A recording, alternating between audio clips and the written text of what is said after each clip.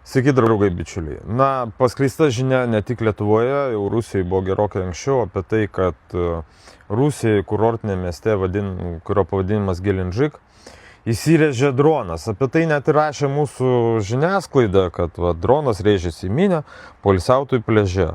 Mažiausiai 6 žuvo, 40 sužeistųjų. Kiek žinau, ten skaičiai yra visai kiti. Ta prasme jau gerokai didesni, nes daug žmonių žuvo pakeliui į ligoninę, daug žmonių žuvo jau ligoninėje ir tie skaičiai be abejonės bus patikslinti, kokie yra iš tikrųjų. Tame tarpe iš tų pirmųjų sužeistųjų 6, 3 vaikai. Na, tai supraskit, kad tai šeimos, kurios atvažiavo į kurortą, leido laiką su vaikais, kaip ir mes Palangos darom pliaže, būname su vaikais, leidžiame laiką, tai žuvo ir vaikai. Bet žinot, kas mane labiausiai išmušė iš vėžių, tai pats tas įvykis, taip, jisai šokiruoja, bet čia dabar vyksta karas ir tiek vienoj, tiek kitoj pusėj nukenčia nekalti žmonės, kurie galbūt yra prieš karą, galbūt yra prieš Putiną, galbūt yra prieš Zelenskį. Ta prasme, yra... Nes kur bombina Kijevą, tai irgi situacija yra labai panaši, nes, tik tai pas mus neskelbė tų skaičių, bet akivaizdu, kad kai šitaip griaunamas miestas, kad nieks nenukentėjo, nieks nežuvo, nerealu. Bet, žinom, kad ta Ukraina skaičius mažina, Rusija lyg tai kalbama irgi skaičius mažina. Na, karinė propaganda vyksta visur, bet dabar ne apie tai. Dabar noriu apie lietuvius pakalbėti. Apie tuos, kurie, pasyviai dalyvauja visam šitam reikale. Kai kurie be abejonės ir aktyviai. Na ir ta žinia, apie kurią ką tik jums paminėjau, paskleista ir žinot, peržvelgiau komentarus. Kokios yra lietuvių žmonių reakcijos į tai, kad pliaže žuvo žmonės. Komentarų buvo daugiau, norėčiau išskirti keletą, 2, kurie užkliuvo. Pavyzdžiui, rašo Ugnė Rakauskaitė, nežuvo, o pastipo. Prasme rimtai.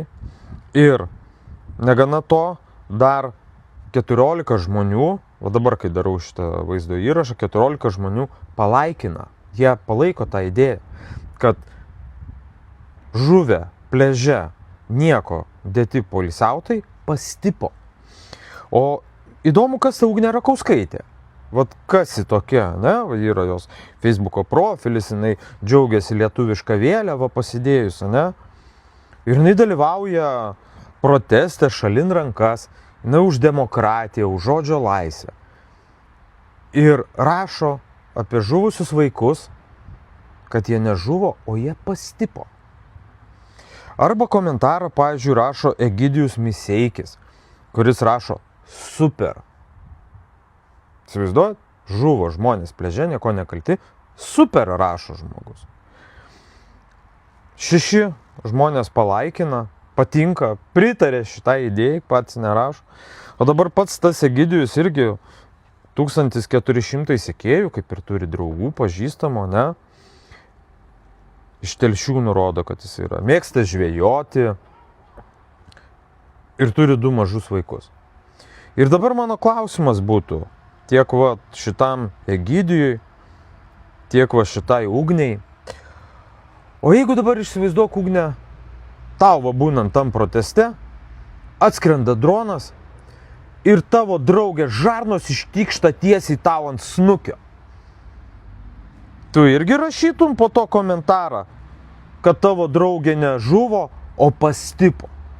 Arba tokia pat situacija, Egidijus su savo vaikais leidžia laiką, mažiukai, vaikučiai visai, leidžia laiką pliaže, atskrenda dronas, vienam iš jo vaikučių nutraukia visas galūnes, pavyzdžiui, kojas, kitas žuva prie vietos, jis laiko tą savo vaiką ant rankų, kuris netrukus mirs, nes nukraujuos, ir kažkas rašo komentarą, super!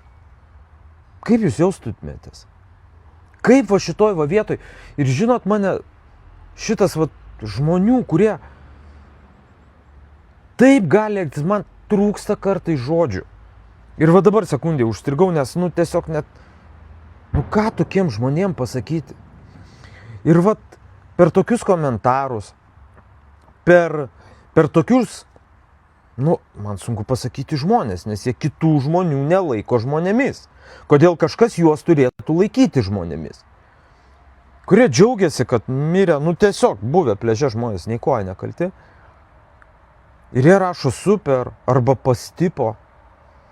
Tai vat per jūs tokius veikėjus, per jūsų tos komentarus, patikėkit, rusai labai aktyviai žiūri mūsų socialinę erdvę, labai renka informaciją apie visus tuos.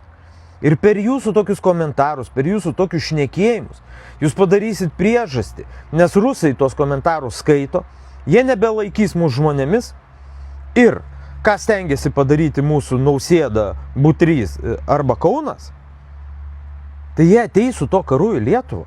Aš niekiek neabejoju. Ir kas tada mūsų laukia? Tai vat ir tu pamatysi Ugnę, savo draugę Žarnas ant savo snukio. Arba tu, Egidijau, nelinkiu aš to.